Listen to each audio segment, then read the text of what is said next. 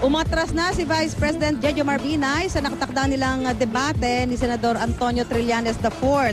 Ayon sa Vice Presidente, hindi niya ikinatuwa ang sinabi ni Senador Trillanes na nakalalamang si Binay sa debate dahil isa siyang abogado. Dagdag pa ni Binay, pinalalabas ng Senador na siya'y mapang-api. Sabi naman ni Trillanes, wala raw isang salita at hindi mapagkakatiwalaan si Binay dahil sa kanyang pag-atras sa debate. Matatandaan si Binay ang naghamon ng debate kay Trillanes sa isang pagtitipon ng kapisanan ng mga broadcaster ng Pilipinas o KBP noong October 22. Ngayon, dahil sabi ko sa'yo, ayoko na. Ayoko na nga ng ganun eh. Dahil sa ang lumalabas doon, mapang-api ko, sinasamantala ko yung advantage ko, if ever I have an advantage. Ang advantage ko lang dito, dapat mag-uusap kami ng sa totoo lang. Pag-uusapan namin facts.